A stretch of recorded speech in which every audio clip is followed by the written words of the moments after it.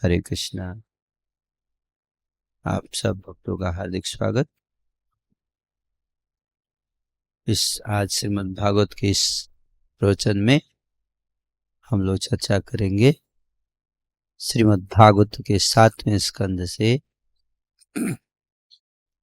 इस स्कंद का 14वां अध्याय, जिसका शीर्षक है आदर्श पारिवारिक जीवन। और आज का श्लोक संख्या है 40। ततो अर्चायाम हरिम केचित् संश्रद्धाय सपर्जया उपासत उपास्तापि नार्थदा पुरुष द्विषाम्। ततो अर्चायां हरिं केचित् संश्रद्धाय सपर्जया उपासत उपास्तापि नार्थदा पुरुष द्विषाम्। ततोर्चायां हरिं केचित् संश्रद्धाय सपर्जया उपासत उपास्तापि नार्थदा पुरुष द्विषाम्।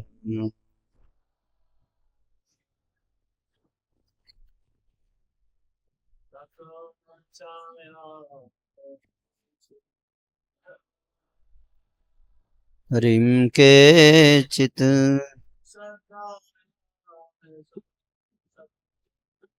संश्रद्धा सपर्जया उपासत उपास्तापि नार्थदा पुरुष द्विषाम्। माता जी। ततोर्चायां हरिं केचित् संश्रद्धाय सपर्जया उपासत उपास्तापि नार्थदा पुरुष द्विषाम्। शब्दार्थ ततः तत्पश्चात अर्चायाम, अर्चा विग्रह या देवता में, हरिम जो भगवान है, केचित कोई, संश्रद्धाय श्रद्धा सहित, सपर्जया आवश्यक साध समान सहित, उपासते पूजा करता है, उपासता अपि पूजा करते रहने पर भी, न नहीं अर्थदा लाभप्रद पुरुषद्विषाम भगवान विष्णु तथा उनके भक्तों से ईर्ष्या करने वालों के लिए। अनुवाद तात्पर्य प्रभुपाद जी के द्वारा। श्रील प्रभुपाद की जय। कभी कभी नवदीक्षित भक्त भगवान की पूजा में सारी साज सामग्री अर्पित करता है और वह वास्तव में भगवान की पूजा अर्चा विग्रह के रूप में करता है, लेकिन भगवान विष्णु के अधिकृत भक्तों से ईर्ष्यालु होने के कारण भगवान उसकी भक्ति से कभी प्रसन्न नहीं होते। तात्पर्य, अर्चा विग्रह पूजा नवदीक्षित भक्तों की शुद्धि के लिए विशेष रूप से है, किंतु वास्तव में उपदेश देना अर्थात प्रचार करना अधिक महत्वपूर्ण है। भगवद गीता के 18वें अध्याय के 69 श्लोक में कहा गया है, न च तस्मात् मनुष्येषु कश्चिन् ये मे प्रिय कृतम। यदि कोई भगवान से मान्यता चाहता है तो उसे भगवान की महिमा का प्रचार करना चाहिए। अतः जो व्यक्ति अर्चा विग्रह की पूजा करता है उसे प्रचारकों का अत्यधिक सम्मान करना चाहिए, अन्यथा केवल अर्चा विग्रह की पूजा करते रहने से वो भक्ति की निम्न अवस्था में पड़ा रहेगा। हरे कृष्ण। तो यहाँ पर बताया गया है कि अर्चा विग्रह की पूजा करने वालों को कुछ संदेश समझाया जा रहा है। जो भगवान की मूर्ति पूजा करते हैं, अर्चा विग्रह की पूजा करते हैं,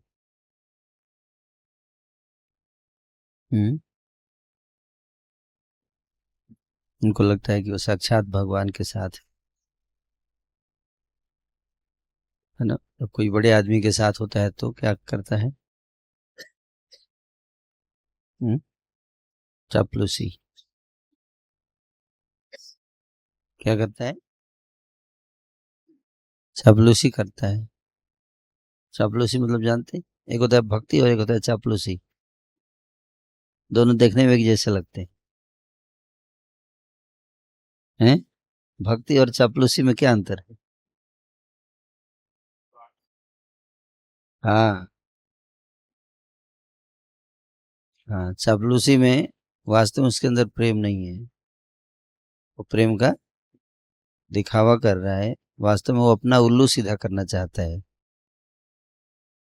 उस प्रेम के माध्यम से, हैं। लेकिन आज समय में दुनिया चापलूसी में ही खुश है। दुख की बात है कि आजकल कोई चापलूसी भी नहीं करता है। पहले तो चापलूसी भी करते थे, अब चापलूसी भी खत्म हो चुकी है। भक्ति तो खैर खत्म ही हो गई है। हम्म। इसलिए चापलूसी और भक्ति में अंतर को समझना, वही यहाँ बात बताया गया है।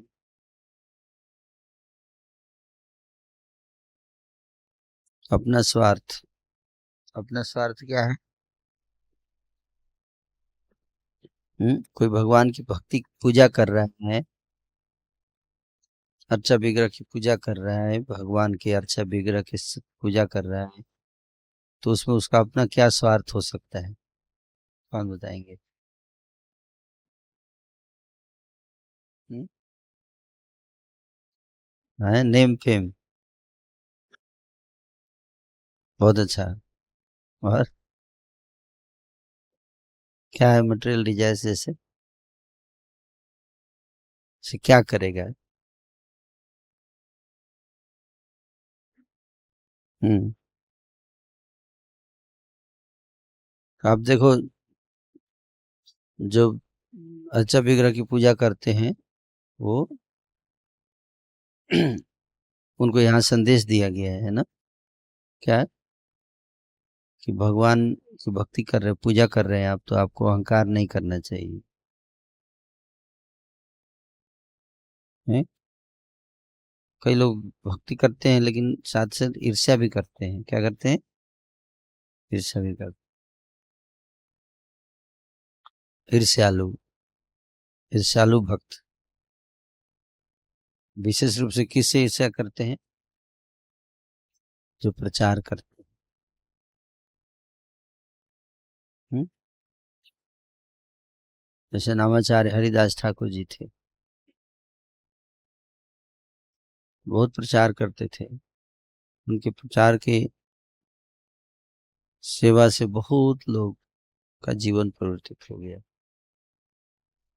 लोग उनको बहुत आदर देने लगे, नामाचार्य हरिदास ठाकुर जी को। स्वाभाविक है ना। कि जो व्यक्ति प्रचार करता है, जो लोग उसके अनुग्रहित होते हैं, उसके प्रति उनके हृदय में क्या रहता है?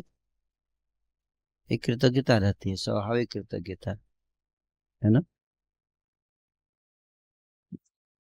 हालांकि वो भक्त प्रचार करता है, पर प्रचार की शक्ति तो भगवान ही देते हैं, है ना।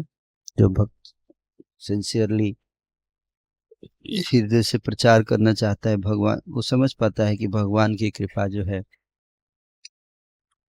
जब इस संसार के दुखी लोगों पे बरसेगी तो उनका जीवन सुखी होगा। तो इसलिए उसके हृदय में इच्छा आती है कि जो उपहार मुझे प्राप्त हुआ है श्रील प्रभुपाद जी की कृपा से, आचार्यों की कृपा से, जिसके कारण मेरा जीवन जो है वो आज सुधर गया, सुखी हो गया। जो कृपा मुझे मिली है, क्यों न सबको मिले तो कितना बढ़िया रहेगा, सब लोग का जीवन सुखी हो जाएगा। और इस प्रकार से जब वो इच्छा करता है, सबको बांटने का प्रार्थना करता है भगवान से, श्रील प्रभुपाद जी से, आचार्य से कि हे प्रभु, मुझे शक्ति दीजिए ताकि आपका कथामृत जो है वो मैं हर व्यक्ति तक पहुंचा सकूं। तव कथामृतम तप्त जीवनम कविभिरीडितम कल्मषापहम् श्रवणमङ्गलम् श्रीमदातताम् भुवि गृह्णन्ति जे भूरिदा जना। भगवान की कथा के बारे में महिमा का वर्णन है इस श्लोक में। कि तव कथा अमृतम, प्रभु आपकी जो कथा का जो अमृत है, इसकी तुलना किससे की गई है? अमृत से। कथा की, भगवत कथा, कृष्ण कथा की तुलना किससे किया गया? अमृत। अमृत पीने से क्या होगा? व्यक्ति अमर हो जाएगा। तो एक बार नारद जी आए पार्वती जी के पास, और पार्वती जी जो है वो बहुत आनंद में थी। तो नारद जी बोले कि मैया, आप बहुत खुश दिख रही हो आज, क्या बात है? बोली बहुत आनंद है। आनंद तो है आपके, मैं देख पा रहा हूँ, लेकिन लेकिन क्या? लेकिन मैं आपसे बस पूछना चाहता कि क्या मतलब आपका दोनों का संबंध ठीक चल रहा है? सब कुछ ठीक है शिव जी और आपके बीच? बोले हाँ, बहुत बढ़िया है। हम्म, शिव जी बोले मुझे तो ऐसा नहीं लगता है, आपको ज्यादा ही विश्वास है। मुझे लगता है कि शिव जी जो है उतना प्रेम नहीं करते आपसे जितना आप सोचते हो। तो ये कैसे, ऐसा कैसे बोल सकते हो तुम नारद? मुझे लगता है आपसे वो सारी बात शेयर नहीं करते हैं, छुपाते हैं। कुछ बातें ऐसी भी हैं जो छुपाते हैं आपसे, सब नहीं बताते आपको सारी बात। नहीं नहीं, ऐसा नहीं है। मेरे स्वामी मुझसे कोई बात नहीं छुपाते। अच्छा, नहीं छुपाते? आपने उनके गले में जो मुंडों की माला है, आपको पता है किसकी मुंडी है वो? जो उनके गले में मुंडों की माला पहनते हैं, वो किसकी मुंडी है? अभी बताया आपको?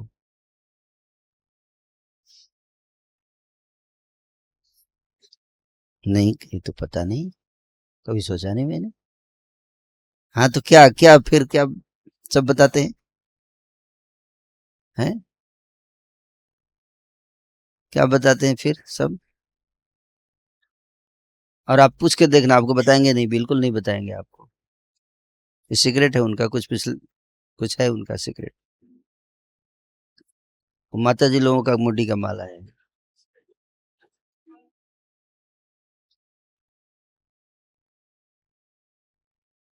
अच्छा,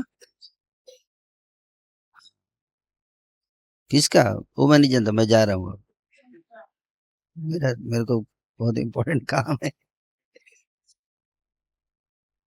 नारद जी चले गए, अब पार्वती मैया बहुत मूड उखड़ गया आज। शिव जी आए बड़े खुशी से, पार्वती बात ही नहीं छोड़ेगी। क्या हुआ?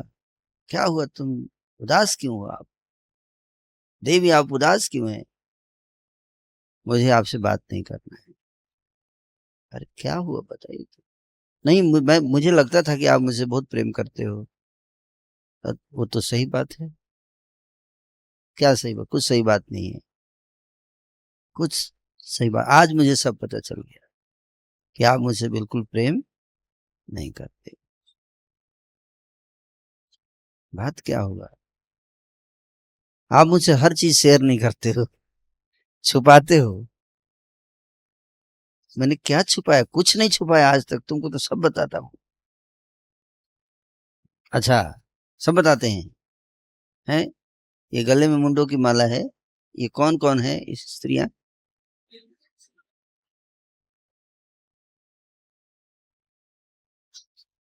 शिव जी बोले नहीं, मैं नहीं। ये माला, ये तो, बोलिए बोलिए। नहीं, मैं ये नहीं बता सकता। यही तो मैं बोल रही थी कि आप ये नहीं बता पाओगे, कि हमको सब पता चल गया है। कोई है आपका सीक्रेट? आपकी कोई सीक्रेट बातें हैं? वो तो बड़ा कृपा हुआ आज कि नारद ने मुझे बता दिया। अच्छा, नारद आया था। ओ,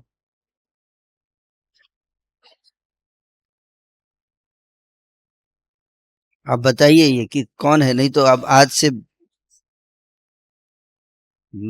अब आप झूठ मूठ का, ये प्रेम का दिखावा मत कीजिए। तो शिव जी, जब पार्वती जी जिद पे अड़ गई तब बोले ठीक है, बताता हूँ। ये स्त्रियों की सिर हैं, है ना, जिनसे मेरा विशेष संबंध है।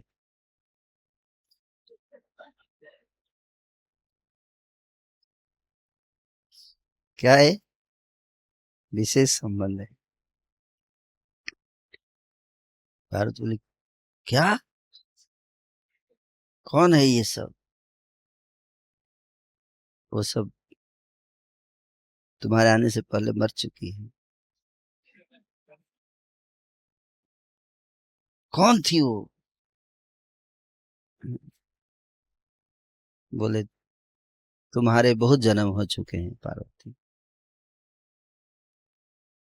और हर जन्म में तुमने जितने जन्म लिए, तुम्हारा मुझसे विवाह हुआ। और जब तुम मर जाती थी, तुम्हारे सिर को मैं रखता था अपने पास, माला बनाकर, तुम्हारी याद के लिए। तो जब पार्वती को बताया तो बिल्कुल उल्टा हो गया ये तो। फिर बताया इस जन्म का, ये वाला तुम्हारा इस जन्म का है, ना ये वाला तुम्हारा इस जन्म का है, ये वाला तुम्हारा इस जन्म का है। ये देखो, सबको मैंने संभाल के रखा है, उसी को पहनता हूँ। तो पार्वती बोली प्रभु, मैं भी आपकी तरह अमर क्यों नहीं हो जाती? कुछ ऐसा उपाय बताइए, मुझे भी कुछ अमर अमरत्व का वरदान दे दीजिए, तो मैं भी क्या बन जाऊं? अमर बन जाऊं। देवता लोग तो अमृत पीने के बाद भी मर जाते हैं, मैं सोचती हूँ अमृत पी लूं तो भी कोई फायदा नहीं है, मृत्यु तो उनको भी आनी है। कुछ ऐसा उपाय नहीं है आपके पास? तब शिव जी बोले कि उपाय है। बोले एक उपाय है। क्या? बोले तुमको भगवान श्री हरि की अमर कथा सुनानी पड़ेगी मुझे, श्री हरि कथामृत सुनोगी तो तुम भी अमर हो जाओगे। समझ में आए? हम्म? फिर आपका जन्म जन्म का साथ हो जाएगा, जन्म होगा ही नहीं, सदैव साथ में रह सकते हैं पति पत्नी दोनों। हम्म? लेकिन तुमको तो नींद आ जाती है क्लास में।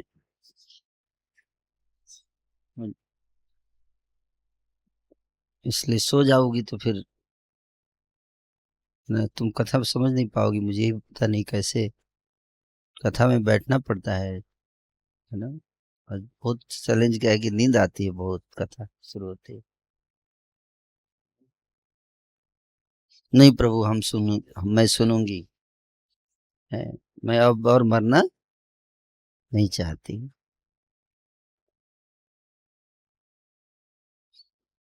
तो ये कथा है, अमर कथा है। फिर उनको अमरनाथ लेकर गए। किसको? पार्वती को। कहाँ लेके गए? अमरनाथ। अमरनाथ जाते हैं ना, हर साल यात्रा होती है अमरनाथ की। उस गुफा में ले जाकर पार्वती को एकांत में लेके गए। क्यों? क्योंकि अमर कथा है ना, सबको नहीं सुनाना है, तो सब अमर हो जाएंगे। हैं? कोई दूसरा ना सुन सके, तो एकांत में ले जाकर कथा सुनाने शुरू किए। और जैसे ही दसम स्कंद शुरू हुआ, पार्वती जी सो गई। सो गई, नींद आ गया। शिव जी बोले, एक देखो, एक शर्त पे कथा सुनाऊंगा, अगर तुम बीच में तुमको हूँ हूँ बोलना पड़ेगा, ताकि पता चले कि तुम सो नहीं रही हो। 1 to 1 में ये फायदा है। सबके बीच में पता नहीं कौन सो रहा है, इसलिए भी जो पूछते रह जाए, सो क्या समझ में आया? इसलिए इंटरेक्टिव है ना, इंटरेक्टिव। मुझे याद है, जब हम लोग छोटे थे तो दादी हमको लेके गोद में कथा सुनाती थी, कहानी। तो एक शर्त होता था कि हूँ बोलते रहना है। तो हम लोग से लेटे रहते तो बीच में हूँ इतना बोलते थे हम लोग बीच बीच में, बचपन में। और जैसे ही वो बंद कर देते तो फिर और सुनाओ ना आगे, है ना। सब बच्चों को कथा सुनने में बहुत रुचि आती है, बड़े हो जाते हैं तो नींद आती है।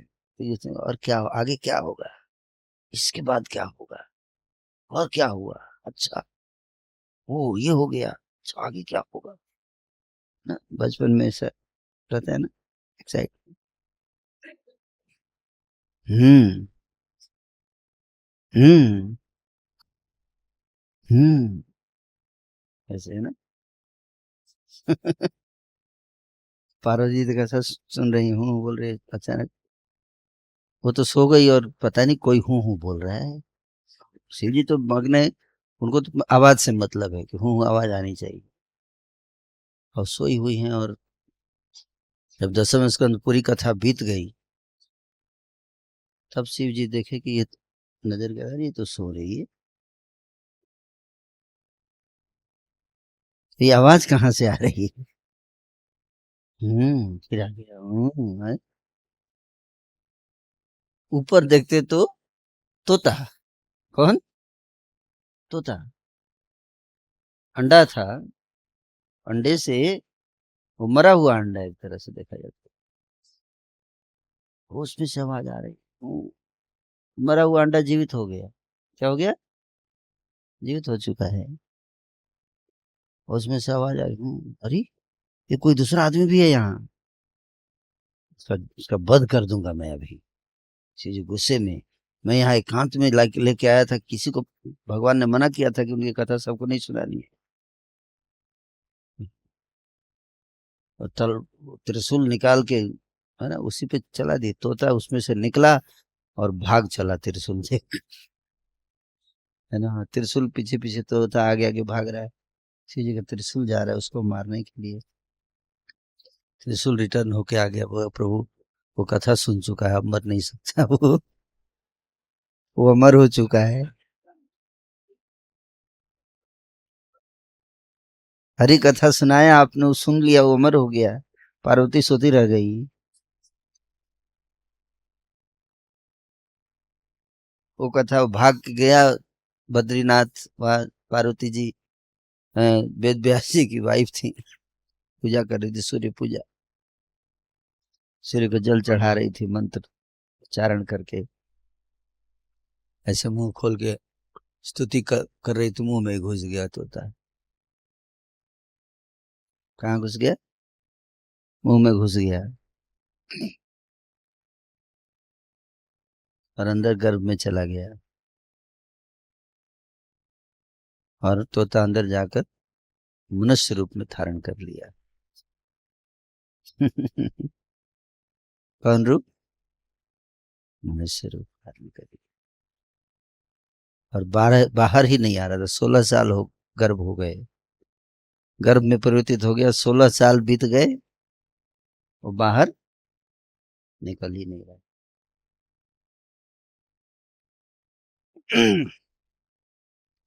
व्यास जी ने भगवान को आवाहन किया, पूछा व्यास जी ने उससे कि बच्चा तू बाहर क्यों नहीं आ रहा है?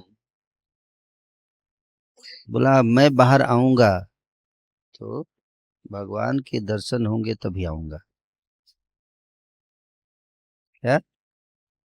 तो पापा अगर कुछ व्यवस्था करके भगवान को लेके आ जाओगे तो मैं आ जाऊंगा, उनका दर्शन सबसे पहले निकलूंगा तो पहला मुख देखूंगा ठाकुर जी का, तभी मैं आऊंगा। व्यास जी ने भगवान को आह्वान किया, भगवान प्रकट हुए और बच्चा बाहर निकल गया। निकलते ही 16 साल का, कितना? 16 साल दर्शन किया, और दर्शन करके सीधे भागा दरवाजे से बाहर घर से।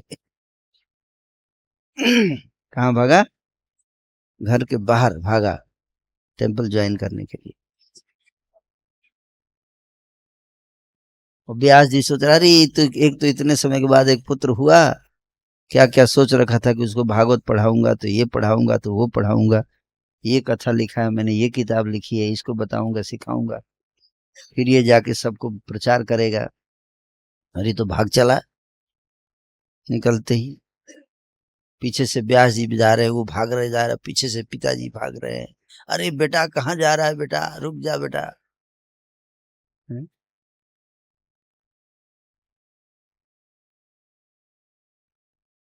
तो वो सुखदेव जी। कौन हुए? सुखदेव जी, जिन्होंने श्रीमद् भागवत कथा सुनाया बाद में राजा परीक्षित को। भाग के चला गया, जा रहा है यंग, अनग्न है। क्या? दिगंबर। दिगंबर मतलब जिसकी वस्त्र, अंबर मतलब वस्त्र, दिशाएं, दिशाएं ही जिसका वस्त्र उसको कहते हैं दिगंबर। नागा बाबा। नागा बाबा की तरह जा रहा है, गर्भ से निकला सीधे चल दिया, कपड़ा उपड़ा पहना नहीं। 16 साल का बालक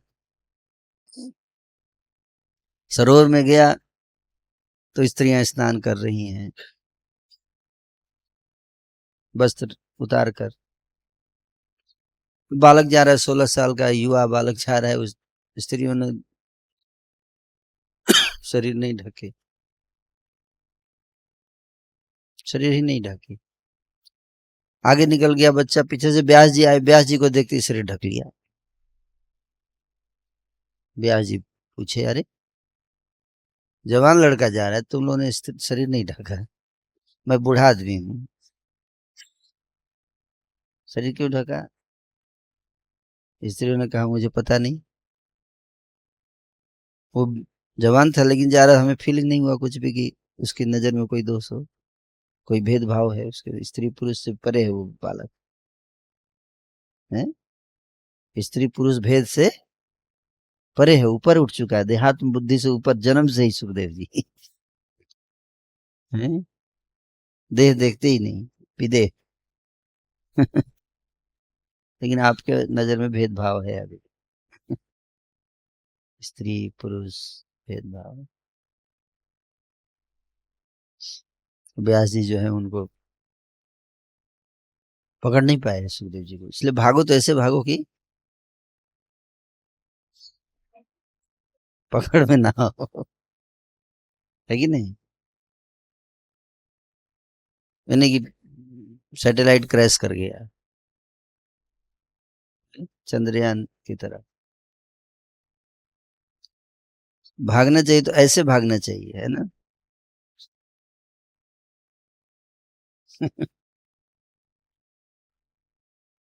तो अब व्यास जी बहुत दुखी, पुत्र कहाँ गया मेरा, समझ में नहीं आ रहा है ना। पुत्र से प्रेम तो सबको होता है। और लकड़हारे को बुलाए, बोल उनको, उसको 2 श्लोक सुनाए, सिखाया। कितना? 2 श्लोक सिखाया उसको भागवत का। अहो बकीयम स्तन कालकूटम जिघासयापायजदप्यसाध्वीम् लेभे गतिं धात्र्युचितां ततुन्यो कं वा दयालुं शरणं व्रजेम। निवृत्ततरसैरुपगीयमानात् भवौ सधात् श्रोत्रमनोभिरामा कौत्तमश्लोकगुणानुवादात् पुमान् विरजेत बिना पशुघ्नात्। पहला श्लोक जिसमें पुतना का वर्णन है। पुतना ने, एक व्यक्ति था जिसको एक पुतना नाम की राक्षसी मारने के लिए आई। उसका नाम पता नहीं है, इस श्लोक में नाम बताया नहीं गया है। इनको एक व्यक्ति है ऐसा जिसको एक पुतना नाम की खेचरी, डायन, खेचरी, खेचरी इसको बोलते हैं, जो खे मतलब आकाश और चरी मतलब चलती है, आकाश में चलने वाली को क्या बोलते हैं? खेचरी। तो इसी डायन, डायन थी, लेकिन कैसी भयंकर डायन, है ना। डायन में भी बहुत वैरायटी होता है। कुछ डायन ऐसी होती है जो बहुत ज्यादा पावरफुल होती है। तो आप उनको बोल दो कि थोड़ा लेट होगा, है। हाँ। तो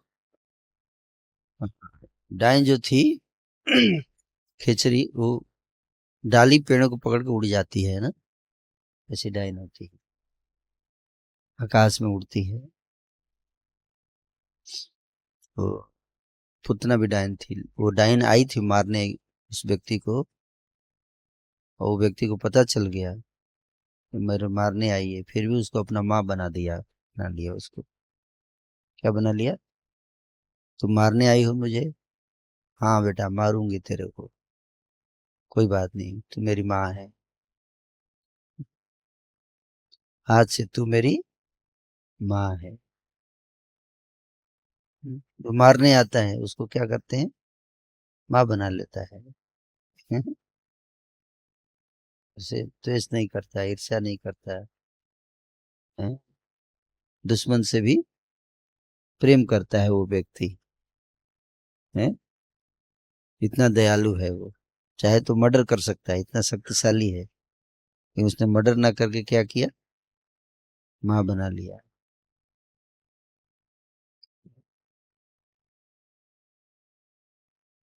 दुश्मन को भी अपना लिया। तो उस व्यक्ति से ज्यादा दयालु कौन होगा?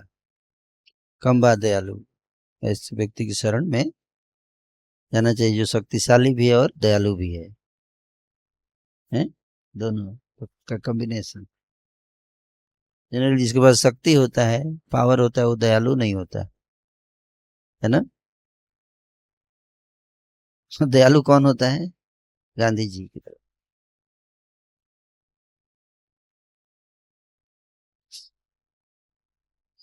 तो मजबूरी का नाम महात्मा गांधी है, कि एक थप्पड़ मारा अंग्रेज ने, तो उन्होंने दूसरा गाल भी दे दिया, इधर भी मार लो। तो और ऑप्शन क्या था उनके पास? दुबले पतले थे, कुछ बोलते तो झापड़ा और पड़ता। तो ये कोई बहादुरी नहीं है। बहादुरी है कि आप चाहे तो उसको 5 थप्पड़ मार सकते थे, लेकिन तब आपने फिर भी आपने गाल दिया, है ना। वो बहादुरी है ना। तो उसकी कथा कहनी चाहिए ऐसे महान व्यक्ति की। अब गांधी जी के पास क्या ऑप्शन था? हथियार चलाते नहीं थे, इसलिए अहिंसा। हथियार न उनके पास हथियार था, न चला पाते थे। जिसके पास बहुत बड़ा पावरफुल हथियार हो, वो बोले कि अहिंसा परमो धर्म, तो माना जाएगा, है कि नहीं? वो ना चलाए, तो है ही नहीं, बोले अहिंसा के पुजारी हैं हम। तो बस कुछ है ही नहीं, तो क्या करोगे आप? विकल्प क्या है कि नहीं? हम्म, तो उसी तरह से भगवान के पास असीमित शक्तियां हैं, सबको सबको एक्सप्लॉइट कर सकते भगवान चाहे तो, ठीक है। सबका शोषण कर सकते हैं, उनके पास इतनी शक्ति है ना। सबको एब्यूज कर सकते हैं ना। दुनिया का कोई व्यक्ति नहीं है जो भगवान चाहे तो नाक ना रगड़े उनके चरणों में, इतनी शक्ति है उनके पास। थप्पड़ मार के गाल लाल कर देंगे चाहे तो। हाँ, एक बार मारा भी था मुसलमान को। राजापुर में पुजारी ने प्रसाद दिया जगन्नाथ जी का मुसलमान को, उसने लेके फेंक दिया, है ना। सोचा कि बुत परस्ती है ये, तो रात में उसको पता चला बुत परस्ती, मुक्का परस्ती है। रात में जगन्नाथ बलदेव सुभद्रा तीनों पहुंच गए उसके बेडरूम में। और बलदेव जी ने दे मारा, ऐसा घुसा, इतना मारा, गाल फुला दिया उसका, लाल कर दिया मार के, है ना। और सुभद्रा जी बोली तो और मार इसको, मेरे भाई का प्रसाद फेंका है इसने, है। बदमाश कहीं का, इसकी हिम्मत कैसे हुई मेरे भाई का प्रसाद फेंकने का, है ना। तो अगले दिन मंदिर आया दौड़ते हुए, गाल फूला हुआ था, भाई साहब थोड़ा प्रसाद दे दो। अरे कल तो तुमने फेंक दिया था, अरे फेंक दिया था इसीलिए तो फूल गया है गाल।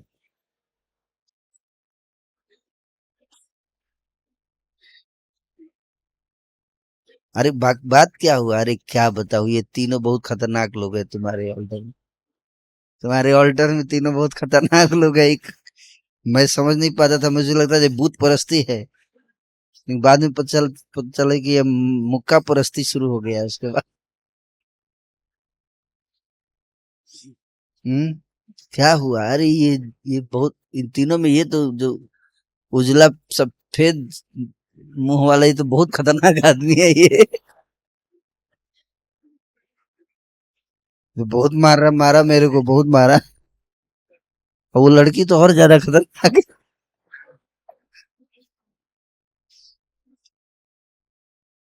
उसको और बोले तो और मारो इसको। लेकिन ये काला बहुत बढ़िया है, इसने मेरी जान बचाई है, नहीं तो ये दोनों तो तुले हुए थे मेरा मर्डर करने पर।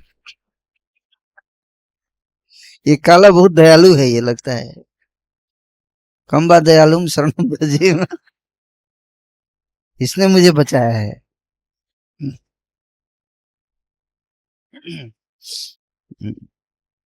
तो भगवान जो है वो चाहे तो सबको पीट सकते हैं। दुनिया का कोई व्यक्ति नहीं है जो उनके सामने सिर ना झुकाए, जिसकी जरूरत हो बोल दे कि नहीं करूंगा माला, है। सो प्रसाद फेंकने पे ये हाल हो गया, सोचो। हम्म, लेकिन भगवान बहुत शक्तिशाली है, लेकिन साथ ही क्या है, बहुत दयालु भी है। लोग गाली देते हैं उनको सब कुछ, लेकिन वो क्षमा कर देते हैं, अपना लेते हैं।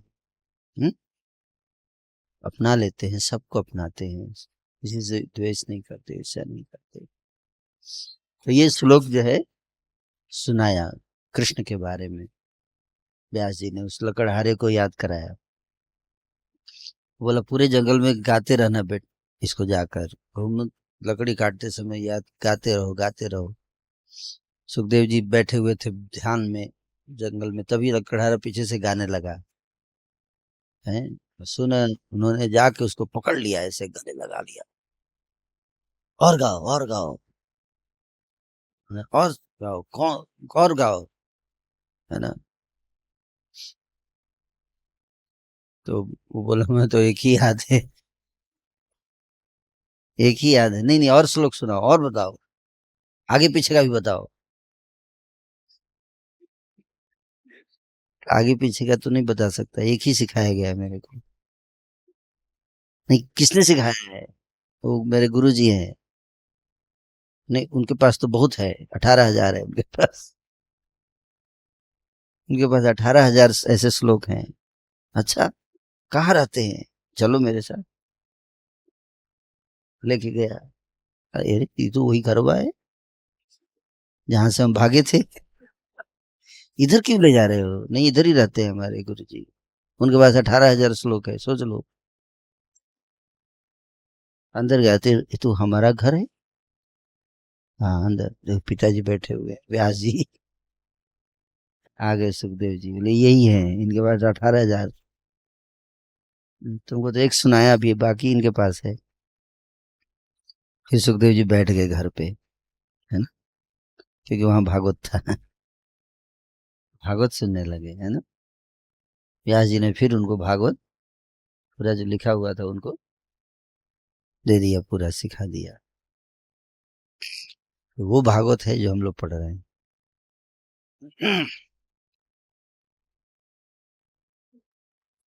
तो तोता तो मरा हुआ था, मरा हुआ था, लेकिन मरा हुआ तोता अमर हो गया है। कैसे? कथा सुनकर, हरी कथा। हम इसके तो अमर होना चाहते हैं, परिवार सहित।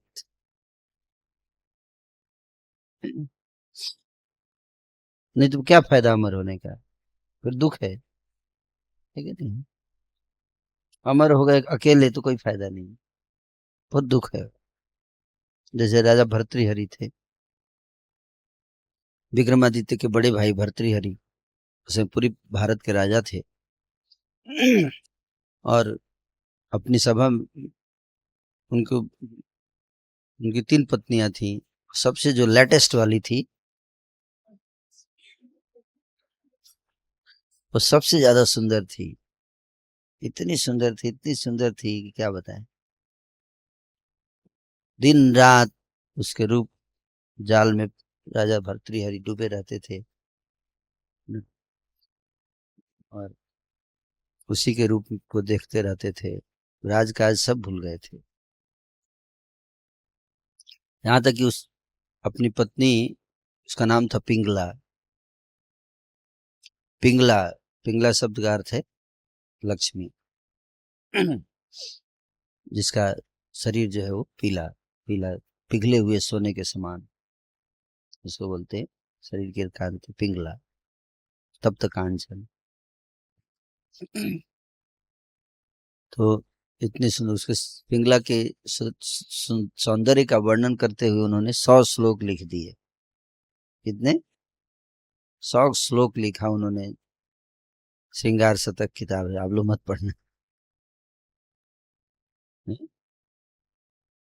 श्रृंगार शतक, इसमें अपनी पत्नी के सारे अंगों का वर्णन किया, कौन अंग कितना सुंदर है। तभी एक दिन उनके सभा में एक साधु आया। कौन है? साधु आया, बैठे हुए थे राजमहल में। बोला महाराज, मैं आपको कुछ देने के लिए आया हूँ। बोले क्या देने आए हो? बोले आप, मैं साधना कर रहा था, तपस्या कर रहा था देवता की, देवता प्रसन्न हुए, प्रकट हुए, और बोले मैं तुम्हारी साधना से बहुत प्रसन्न हूँ, मैं तुम्हें अमर फल देता हूँ। क्या देता हूँ? अमर फल। ये फल खाओगे तो तुम अमर हो जाओगे। उन्होंने मुझे अमर फल दिया, एक अमर फल। तो मैं सोचा कि मैं वो आपको दे देता हूँ। बोले अरे, तुमको अमर फल मिला तो तुम खा के अमर क्यों नहीं हो जाते? है ना। अब जयमान प्रभु का अमर फल मिल जाए तो क्या करेंगे, खा लेंगे ना, अमर हो जाएंगे। कोई दूसरे को देगा है? मुझे नहीं लगता कोई देगा। तुम कैसे आदमी हो, तुमको मिला है तुम खाओ, खा लेते। बोले वैसे ही गरीब हूँ, रोज मर रहा हूँ, गरीबी के मार से मर रहा हूँ, और उसके ऊपर से अमर हो जाऊं तो अनिश्चित काल के लिए गरीब हूँ। अमर फल उसी व्यक्ति को शोभा देगा जिसके पास बहुत पैसा हो और अनंत काल तक वो पैसा उसके पास हो और जीवित रहे और आनंद उठाए, भोग उठाए। गरीब अमर होके क्या करेगा, और कष्ट होगा उसको, है ना। इसलिए आप ही ले लो महाराज, आपके पास बहुत पैसा है, अमर रहेंगे और एंजॉय करेंगे आप जीवन में। हमको इसके बदले में थोड़ा पैसा वैसा दे दो, जितना दिन जी रहे हैं थोड़ा कुछ खाने पीने की व्यवस्था हो जाए। राजा भर्तृहरि ले लिए फल और सोचे मैं अपनी इस प्यारी रानी पिंगला को खिलाऊंगा, उसको अमर बना दूंगा। आए अपनी रानी के पास, बोलते हैं रानी मैं तुम्हारे लिए बहुत कीमती उपहार लेके आया हूँ, अमर फल लेके आया हूँ, अमर फल खा लो, तुम अमर हो जाओ। हम्म, मैं तुमसे बहुत प्रेम करता हूँ। मैं तुमसे बहुत प्रेम करता हूँ और इसलिए मैं चाहता हूँ कि तुम अमर हो जाओ ये फल खाकर। हम्म, उन्होंने दिया उस फल उसको। और रानी कहती है नहीं नहीं, मैं ये फल नहीं खाऊंगी, मैं अमर हो जाऊंगी, आप मर जाएंगे तो कैसे रहूंगी मैं आपके बिना। इसलिए दूसरा फल होता तो दोनों खा लेते, दोनों अमर हो जाते, तब तो इसका लाभ है ना। राजा बहुत खुश थे कि इतना प्यार करती है मुझसे। हैं? तो ठीक है, आप दे दीजिए मुझे, मैं रख देती हूँ। दूसरा अगर मान लीजिए कोई और साधु फिर से उसको मिल जाए, वो भी लेके आ जाए, तो दूसरा दो हो जाएगा जुड़वा, तो हम लोग दोनों खा के दोनों साथ में अमर हो जाएंगे। और इस तरह से उसने रख लिया। और फिर कई साल कई समय बीत गया। राजा अपनी सभा में बैठे थे और नर्तकी जो थी बेश्या नाच रही थी, नृत्य कर रही थी। नृत्य के बाद आई महाराज के पास, महाराज मैं आपसे बहुत प्रेम करती हूँ और मेरे पास एक उपहार है जो मैं आपको देना चाहती हूँ। राजा बोले कौन सा उपहार, बोले मेरे पास अमर फल। अमर फल दूसरा वाला, हाँ लाओ लाओ जल्दी तो। हम्म, उसने दिया। दौड़ते हुए आए महाराज भर्तृहरि, खुशी का ठिकाना न था। जब एक फल पिंगला के पास है ही और दूसरे मेरे पास आ गया है, और दोनों मिलके खा के दोनों अमर अमर हो जाएंगे और हमारी अमर प्रेम कथा भी होगी। बोले रानी मैं बहुत खुश हूँ आज, दूसरा अमर फल मिल गया, पहला वाला कहाँ है, लेके आओ जल्दी खाते हैं हम दोनों मिलके। वो जैसे ही बोला रानी के चेहरे उड़ गया, चेहरा बिल्कुल फीका। क्या हुआ आप, तुम खुश क्यों नहीं, दुखी क्यों हो गई। तो वो अमर फल जो है वो खो गया। क्या, अमर फल खो गया। हाँ, पता नहीं कहाँ कोई चुरा के ले गया। राजा थे ही, उनका तो दिमाग तो सनक गया है, ऐसे कैसे अमर फल कैसे गुम हो जाएगा। सीबीआई बिठा दिया, उनको है कि पता करो कहीं ये वही तो नहीं है। नर्तकी को सीबीआई ने पकड़ लिया, हिरासत में ले लिया गया, उससे पूछा गया तुम्हारे पास कहाँ से आया। बोली मेरे को मेरे कस्टमर ने दिया, वो मेरे पीछे पागल है, वो बोलता है कि दुनिया में सबसे ज्यादा प्रेम तुमसे करता हूँ, मेरे पास एक अमर फल आया है, तुम्ही को दूंगा। और मैंने उससे लिया, लेकिन मैं आपसे प्रेम करती हूँ इसलिए आपको दिया। तो फिर सीबीआई ने हिरासत में ले लिया उस कस्टमर को। तुम्हारे पास कहाँ से आया? तो उसने बताया कि रानी ने दिया है, क्योंकि रानी मुझसे बहुत प्रेम करती है। इसलिए बोली कि मेरे को राजा ने दिया था क्योंकि वो मुझसे बहुत प्रेम करता है, लेकिन मैं तुमसे प्रेम करती हूँ इसलिए तुमको दे रही हूँ। और वो जो है रानी से नहीं करता है, नर्तकी से करता है। और नर्तकी उसे नहीं करती है, राजा से।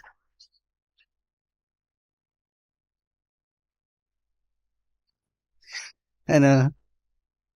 भगवान भी ऐसा बनाते हैं, माया देखो कैसे संसार रचती है।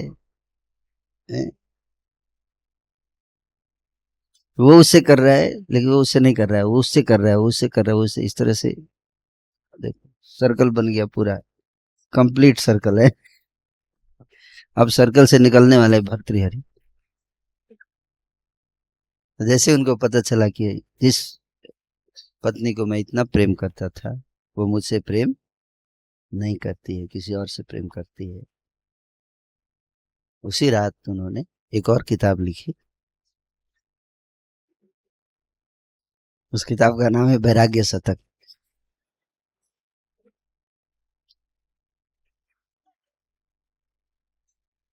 तो पहले किताब में उन्होंने जो श्रृंगार शतक उसमें लिखते हैं कि कौन ऐसा मूर्ख व्यक्ति होगा जो साधु बनेगा इतनी सुंदर स्त्री को छोड़कर।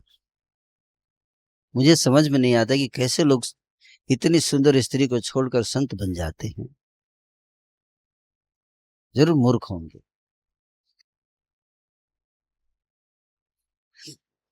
है ना? और दूसरी किताब में लिख रहे हैं कि लोग कैसे मूर्ख बन जाते हैं।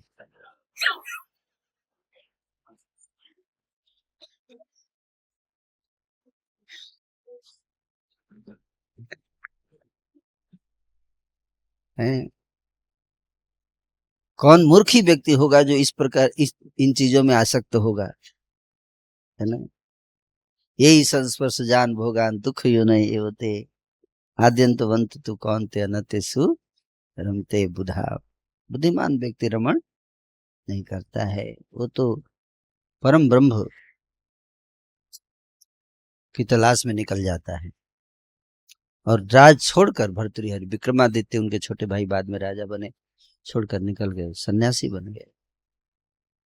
हम्म? अमर फल की अमर कथा।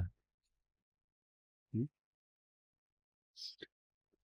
फिर उनको हरि कथा मिला तब जाके वो अमर हुए। हम्म? तो ये जो तोता है, कनवाक इसका नाम है, क्या कलवाक, ये राधा रानी का तोता। सुखदेव जी कौन है? राधा रानी का पर्सनल तोता है। पर प्राचीन समय में जो रानी होती थी या राजकुमारी होती थी, उन लोग के पास क्या होता था? तोता होता था। तोता, कबूतर, ये सब ट्रेंड होते थे। पहले तो व्हाट्सएप नहीं था, तो तोता कबूतर व्हाट्सएप चलता था, तोता व्हाट्सएप चलता था। समझे? तोता को कुछ ट्रेनिंग बोलेंगे ना, ऐसे जाके एग्जैक्टली बोलेगा कि उनको जाकर बोलना, तो वैसे जाके वहां बोलेगा उनको जाकर बोलना, ऐसे बोलेगा जाके। है ना? अगर आप तोते को ट्रेन कर दिया, लेकिन वो कहीं भी जाके कुछ भी बोल देगा, ये समस्या है। उनको ही नहीं बोलेगा, किशोर को भी जाके बोल देगा। तो पहले लेटर भेजना होता था, कुछ संदेश भेजना होता था, तो अगर बहुत ज्यादा समय होता था तो फिर संदूत होते थे, जाते थे। लेकिन अगर समय कम होता था तो कबूतर और तोता, ये सब पक्षी के द्वारा उसको लेकर पत्र उसको दिया था, तो वो जाके पहुंचाता था। तो राधा रानी का ऐसा ही एक तोता है, फेमस तोता है, कलवाक नाम है उसका। तो राधा रानी ने उसको एक श्लोक सिखाया, सुना रही थी। राधा रानी उसको क्या सुनाती हैं? श्लोक सुनाती हैं। बहुत विरह में, कृष्ण के विरह में है, रो रही हैं और श्लोक गा रही हैं राधा रानी। और तोता को श्लोक याद हो गया कृष्ण के विरह में, है ना, कि आपके विरह में राधा जो है वो वो अब प्राण त्याग देगी। तो तोता जो है वो श्लोक बार बार सुनाने लगा।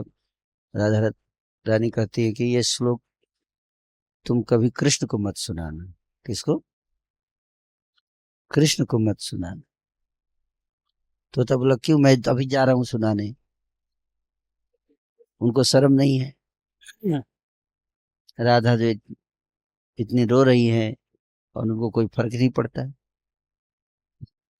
राधा ने कहा नहीं, उनको नहीं सुनाना है, अगर सुना दिया तो बहुत बुरा होगा,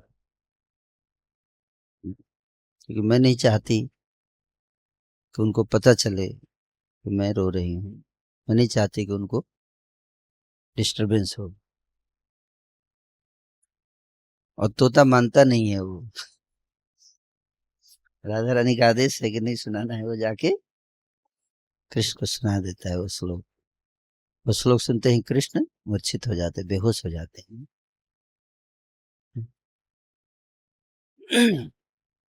और राधा रानी को जब पता चलता है कि तोता ने क्या किया, श्लोक सुना दिया कृष्ण को जाकर, तो उसको निष्कासित कर देती है ना, कि आज से तुम अपना चेहरा मुझे मत दिखाना, तुमने मेरे प्राणनाथ को कष्ट दिया इसके लिए। तो वो तोता जो है वो वहां से चला जाता है, लेकिन राधा रानी के विरह में वो मर जाता है, क्योंकि राधा रानी का एक क्षण का भी विरह बर्दाश्त नहीं कर पाता है। तो वो जो मरता है, तो वही बाद में प्रकट होता है धरती पर सुखदेव के रूप में। तो उसी तोते ने ये श्रीमद् भागवत सुनाया है। तो यहाँ बता रहे हैं कि कथा अमृत का प्रचार करने की जो भक्त होते हैं, वो भगवान हरि की कथाओं का पान कर कर अमर हो जाते हैं, और वो चाहते हैं कि ये कथा सब तक पहुंचे, ताकि सब लोग क्या हो जाए, अमर हो जाएं। प्रचार करते हैं, उनके लिए अपना कोई स्वार्थ नहीं होता है, वो तो चाहते हैं सबको उद्धार करने के लिए इस संसार सागर से। लेकिन कुछ जब जब लोगों का उद्धार करते हैं, तो लोग आभार व्यक्त करते हैं कि आपने मेरा जीवन सुधारा। तो संख्या, बहुत संख्या में लोग उसको बड़ाई करते हैं। जैसे हरिदास ठाकुर जी थे, तो कई लोग जो है देखते हैं, अरे मैं इतने दिनों से हूँ, मैं पोस्ट पे, पोजीशन पे, राजा हूँ यहाँ का, रामचंद्र खान जमींदार हूँ, हैं, और मेरे को इतने लोग प्रणाम नहीं करते, इतना आदर नहीं देते जितना इस साधु को कर रहे हैं। तो रामचंद्र खान को क्या हो गया, ईर्ष्या हो गया। किससे? हरिदास ठाकुर से। और बेस्या भेज दिया उनके परीक्षा लेने के लिए, और बेस्या को भी भक्त बना दिया उन्होंने, हैं? तो और ज्यादा प्रसिद्धि बढ़ गई। उसने वो भेजा था किस लिए? गिराने के लिए, और ऊपर उठ गए वो तो, हैं? जो गिराने गई उसी को उठा दिया। वेश्या को भक्त बना दिया 3 रात के अंदर। कितने रात के अंदर? 3 रात हरि नाम सुनाया और शिष्य बना दिया उसको। और उसको भी बोला कि आज से तुम 192 माला करो।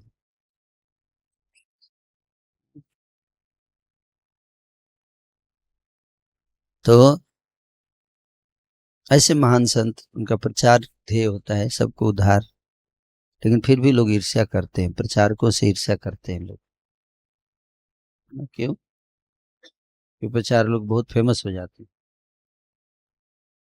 श्री प्रभुपाद जी थे, उनसे बहुत ईर्ष्या करते थे लोग, है ना, कई लोग ईर्ष्या करते थे। कई उनके गुरु भाई थे, ईर्ष्या करते थे। क्योंकि प्रभुपाद जी ने ऐसा प्रचार किया ना, सबको जोड़ा, विदेशियों को भक्त बनाया, सारे संसार में भक्ति फैलाया, तो पहले कोई नहीं कर पाया। तो इसलिए लोग ईर्ष्या करते थे। तो संसार में ईर्ष्यालु लोगों से भरा हुआ है। गृहम अंधकूपम अहिकूपम। अहिकूपम, संसार को कहा गया अहिकूपम। अहि मतलब सर्प, सांपों से भरा हुआ कुआं है। जैसे ही कोई उत्कर्ष को प्राप्त होता है, लोग उसे ईर्ष्या करने लगते हैं। जैसे ही किसी को इनाम मिला, मान लीजिए एक माता जी को अगर इनाम दे दिया जाए, तो तुरंत दूसरी माता जी सोचती है इनको क्यों मिला, ये क्या है स्पेशल इनके अंदर है, हमको क्यों नहीं मिला। ऐसा होता है ना, है ये ईर्ष्या है। क्या है? ईर्ष्या इसको बोलते हैं। खुश होना चाहिए। क्या होना चाहिए? प्रसन्न होना चाहिए। वो रात भर नींद नहीं आएगी अब रात भर नींद नहीं आएगी। हाँ, उसको भी नहीं मिलता तो कोई दिक्कत नहीं था। समस्या कब होती है? उसको मिल गया, मेरे को नहीं मिला, ये प्रॉब्लम है। एक व्यक्ति था, वो तपस्या कर रहा था शिव जी को प्रसन्न करने के लिए। शिव जी प्रसन्न हो गए, प्रकट बोले वत्स वरदान मांगो। तो बोला वो पड़ोसी, वो भी तपस्या कर, वो क्या मांगा पहले ये बताइए। बोला नहीं, मैं उसके पास गया नहीं, तुम ज्यादा अच्छा किए हो इसलिए पहले तुम्हारे पास आया हूँ। बोला नहीं, आप पहले उसके पास जाओ। क्यों? मैं तुमसे ज्यादा खुश हूँ वत्स। नहीं, आप मेरे से ज्यादा खुश है, लेकिन मैं चाहता हूं कि आप पहले उसके पास जाओ, और उसको जो भी देंगे आप मुझे उसका डबल देना है। अच्छा, ठीक है। दूसरे के पास गए, उसको बोले बत्स मैं तुम्हारी तपस्या से बहुत प्रसन्न हूँ, वरदान मांगो। वो बोला बगल वाला क्या मांगा?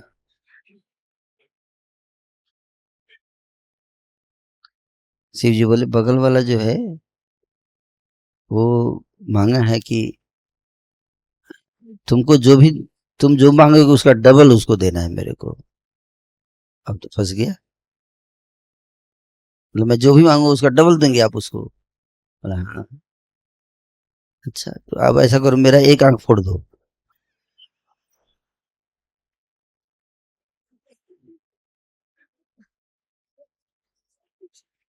क्या? मेरा एक आंख?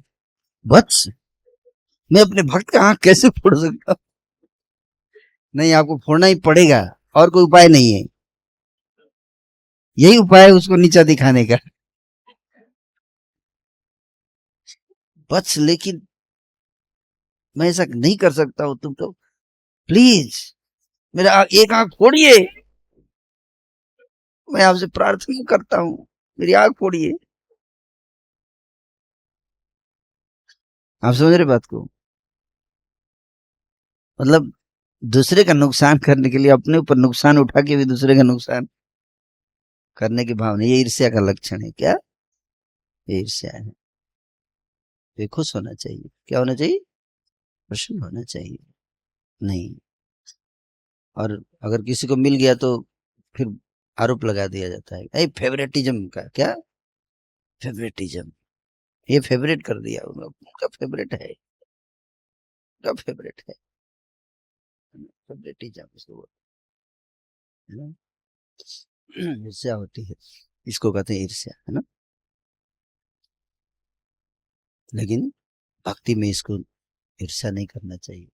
राधा रानी कहती हैं, चैतन्य महाप्रभु बता चैतन्य चरितामृत में, एक माता जी थी ना, उसका एग्जाम्पल देते हैं, आदित्य पुराण से कथा सुनाते हैं। कहाँ से? आदित्य पुराण में एक स्त्री है, सती, पतिव्रता नारी। उसका पति जब बूढ़ा है, वो कोढ़ की बीमारी है, उसको कुष्ठ रोग है ना, दिन भर बेड पे पड़ा रहता है, और वो इतनी सुंदरी है, युवती एकदम, यंग, खूबसूरत और पति की सेवा करती है, बूढ़े पति की दिन रात सेवा करती है, उनको कोई कष्ट ना हो।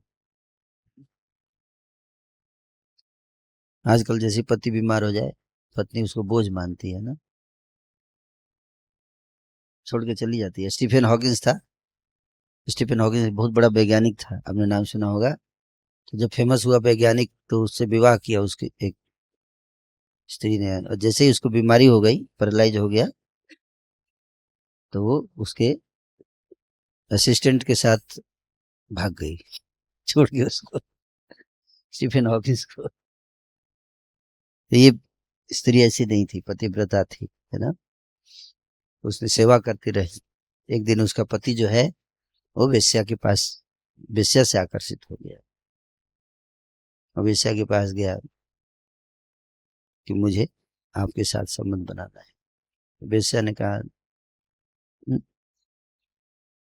अपनी शक्ल नहीं देखते, बुढ़ा, कोढ़ की बीमारी है,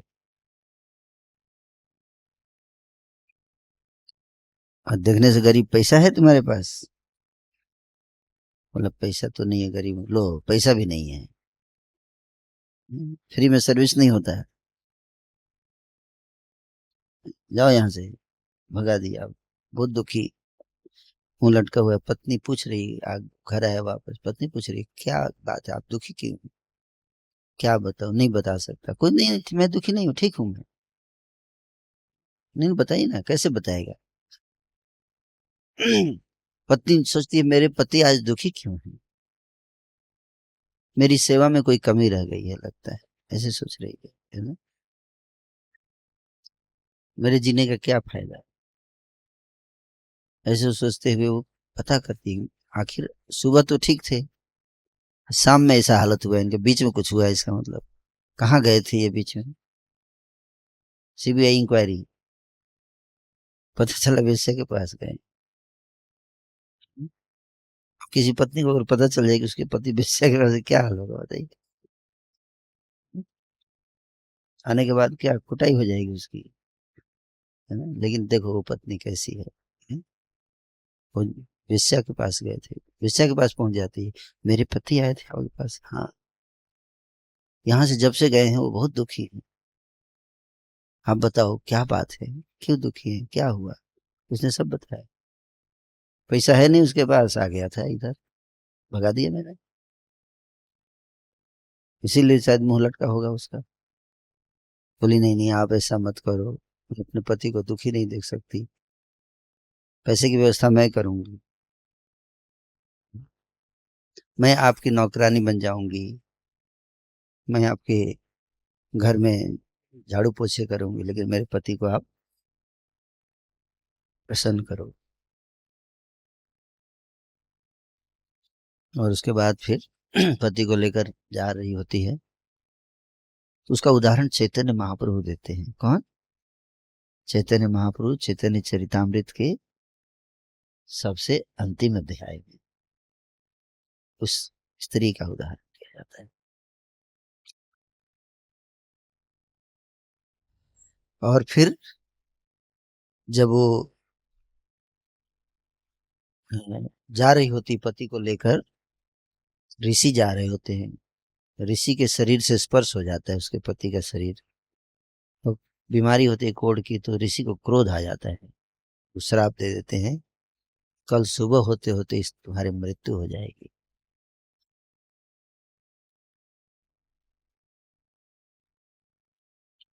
तो वो जो पत्नी है, वो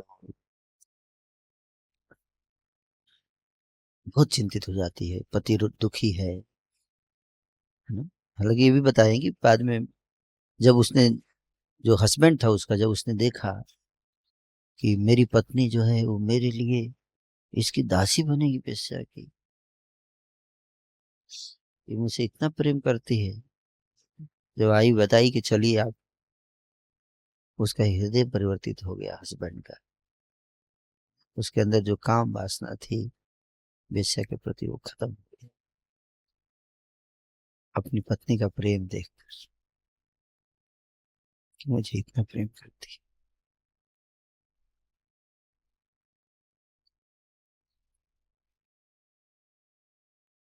और ये उदाहरण जो है वो फिर बाद में जब उसको लेके जाती है तो क्या होता है,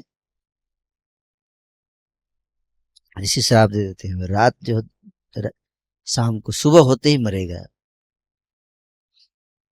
तो उसने भगवान को साक्षी मानकर पत्नी जो है बोलती है कि अगर मैंने अपने पति के अतिरिक्त किसी का चिंतन नहीं किया है पूरे जीवन, कल सूर्योदय नहीं होगा, सूर्य देवता नहीं उगेंगे कल से।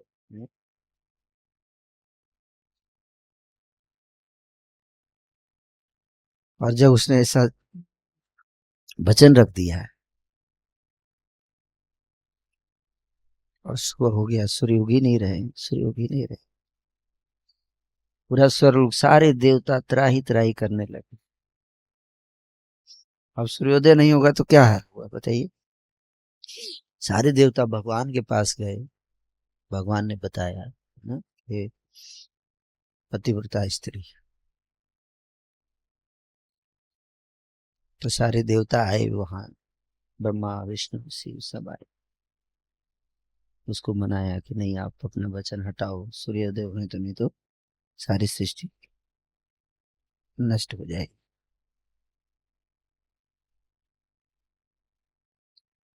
तो ये जो है हाँ, प्रेम है, ये क्या है, प्रेम, जो वैदिक स्टैंडर्ड है प्रेम का, वेस्टर्न स्टैंडर्ड नहीं, क्या वैदिक स्टैंडर्ड इसको बोलते हैं। ये है वैदिक विमेन एम्पावरमेंट। विमेन इतनी शक्तिशाली हो जाती है कि सूर्य को रोक सकती है। This women empowerment.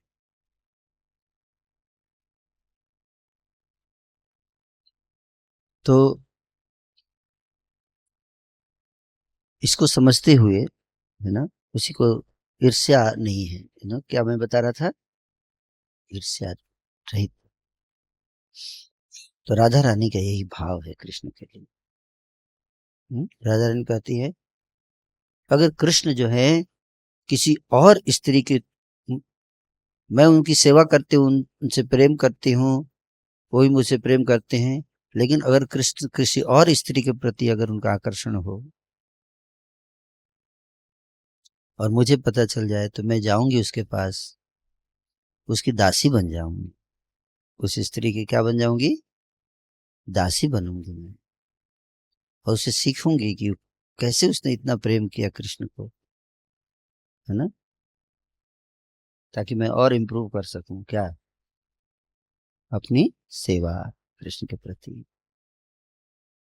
उससे सीखूं, ईर्ष्या नहीं, क्या दास बनना, दास भाव आ गया, मैं उसे सीखूंगी कि कैसे मैं और अच्छे से कृष्ण की सेवा करूं, है ना, I can improve my self, ताकि कृष्ण प्रसन्न हो, और उसकी सेवा करूंगी और उसको सहायता करूंगी जाकर, किसके लिए, कृष्ण की सेवा में, वो कृष्ण की सेवा करेंगे, मैं पीछे से असिस्टेंट बन जाऊंगी, कुछ हेल्प करूंगी उसको। तो ये बहुत उच्च कोटि का भाव है, तो चैतन्य महाप्रभु ने राधा रानी के प्रेम को प्रकट किया है, इसमें काम वासना नहीं, इससे पता चलता है कि इसमें काम वासना नहीं है। ओके, तो will stop here, thank you so much, Hare Krishna.